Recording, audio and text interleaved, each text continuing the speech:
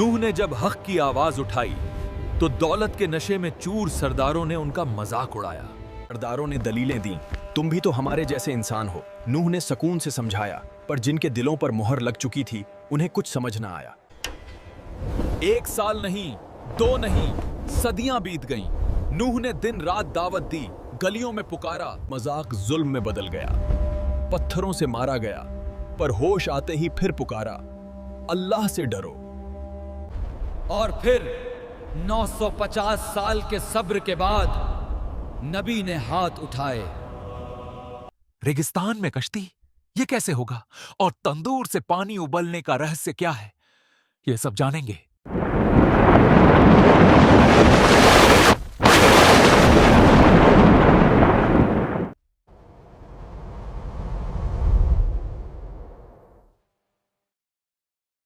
O great ones of the earth, accept our sacrifice.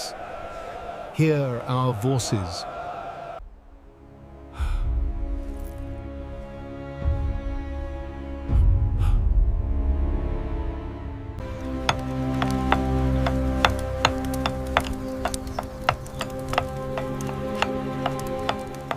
पिछले भाग में हमने देखा कि कैसे दुनिया में शिर्क फैल चुका था और कैसे हजरत नूह अलैहिस्सलाम ने अकेले खड़े होकर हक की आवाज बुलंद की। लेकिन सच ये है कि हक का रास्ता कभी आसान नहीं होता। जब नूह अलैहिस्सलाम अपनी कौम को अल्लाह की ओर बुलाने लगे तो सबसे पहले उनके सामने कौम के अमीर और ताकतवर सरदार आए। उनके चेहरों पर घमंड था और दिलों में नफरत। उन्होंने कहा, ऐ नूह, हम तुम्हारी बात क्यों माने? हम देखते हैं कि तुम्हारे साथ केवल गरीब, मजदूर और नीची जात के लोग हैं। अगर तुम्हारी बात में सच्चाई होती तो सबसे पहले हम जैसे अमीर और समझदार लोग तुम्हारे साथ होते। ये दौलत का नशा था जो इंसान को हक देखने से अंधा कर देता है। नूह अलैहिस्सलाम ने गुस्से से नहीं बल्कि सब्र और मोहब्बत से जवाब दिया, मैं इन गरीब ईमान वालों को कभी नहीं भगा सकता। ये अल्लाह के करीब है। क्या तुम चाहते हो कि मैं ईमान वालों को ठुकरा दूं सिर्फ तुम्हें खुश करने के लिए? मैं ऐसा कभी नहीं कर सकता।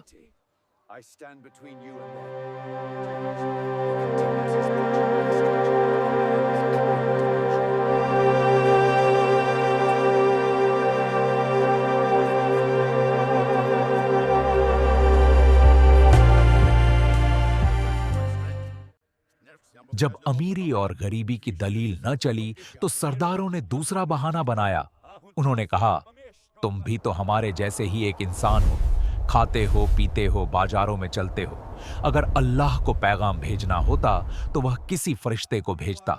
हम किसी इंसान को नबी नहीं मान सकते। नूह अलैहिस्सलाम ने बड़े सुकून से समझाया, अगर जमीन पर फरिश्ते रहते तो अल्लाह फरिश्ते को ही नबी बनाता। तुम इंसान हो, इसीलिए तुम्हारी रहनुमाई के लिए मुझ जैसे इंसान को भेजा गया है। लेकिन जिन दिलों पर मुहर लग चुकी हो उन्हें कोई दलील समझ नहीं आती। 1 साल नहीं, 2 साल नहीं, बल्कि सदियां गुजर गईं। मैंने अपनी कौम को रात में भी पुकारा और दिन में भी।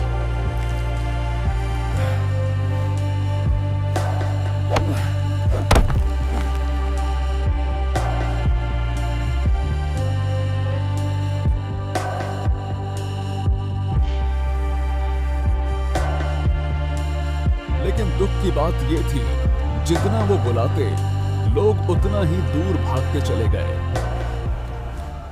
1 साल नहीं, 2 साल नहीं, बल्कि सदियां बीत गईं। कुरान में सूरह नूह के भीतर नूह अलैहिस्सलाम अल्लाह से फरियाद करते हैं, ऐ मेरे रब, मैंने अपनी कौम को रात में भी बुलाया और दिन में भी। कभी वह गलियों में गए, कभी दरवाजों पर दस्तक दी, कभी अकेले में समझाया, कभी सबके सामने ऐलान किया। लेकिन नतीजा यह रहा कि जितना वह बुलाते गए लोग उतना ही दूर भागते चले गए।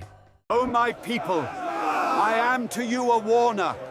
I am sent to you to warn you of the coming punishment. You blasphemer! He has mocked us long enough. Keep throwing the stones until he is gone. ऐ मेरी कौम, अल्लाह से डरो। बुराई यही नहीं रुकी। जब नूह अलैहिस्सलाम बोलते तो लोग अपने कानों में उंगलियां डाल लेते ताकि हक की आवाज उनके दिलों तक न पहुंचे। वे अपने कपड़ों से अपने चेहरे ढक लेते ताकि नबी को देखना भी न पड़े। फिर मजाक जुल्म में बदल गया। रिवायतों में आता है कि लोग नूह अलैहिस्सलाम को इतना मारते कि वे बेहोश हो जाते। उन्हें पत्थरों के ढेर में दबा दिया जाता और जब होश आता तो वे अपने जख्म साफ करते और फिर वहीं कहते, ऐ मेरी कौम, अल्लाह से डरो। नफरत यहां तक पहुंच गई कि बाप अपने बेटे को वसीयत करता, मेरे मरने के बाद इस नूह की बात कभी मत सुनना। Mark my words, son. That man is a liar. Swear to me you will never listen to a word he says. Heed my warning.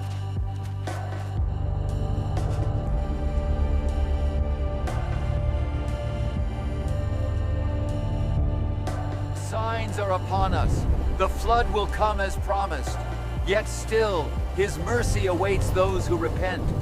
जरा सोचिए, 950 साल, आज हम 60 साल में ही थक जाते हैं। नूह अलैहिस्सलाम ने लगभग 1000 साल सब्र किया, लेकिन इतनी लंबी मेहनत के बाद ईमान लाने वालों की संख्या केवल 80 के आसपास थी, यानी 12 साल में केवल एक इंसान।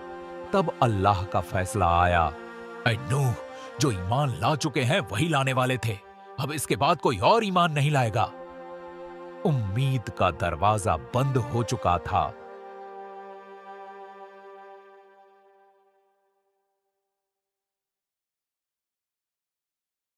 He endured for almost 1,000 years, whereas today's human tires out in just 60.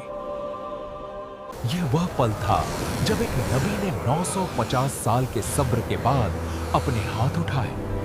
रात का सन्नाटा था, हवा तेज चल रही थी। नूह अलैहिस्सलाम ने कहा, ऐ मेरे रब, जमीन पर बसने वाले इन काफिरों में से किसी एक को भी जिंदा न छोड़।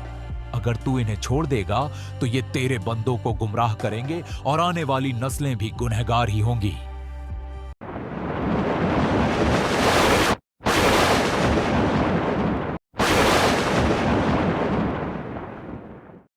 नबी की बद्दुआ निकली और अल्लाह ने उसे कबूल कर लिया।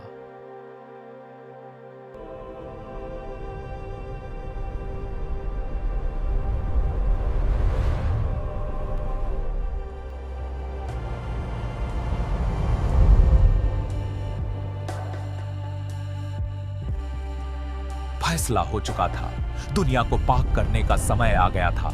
लेकिन सवाल यह था, जब पूरी दुनिया डूबेगी तो नूह अलैहिस्सलाम और वे 80 ईमान वाले कैसे बचेंगे?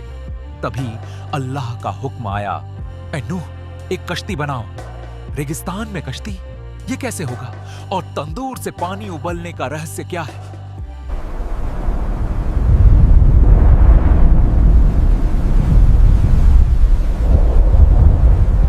How can we finish this here? We must. The master commands it.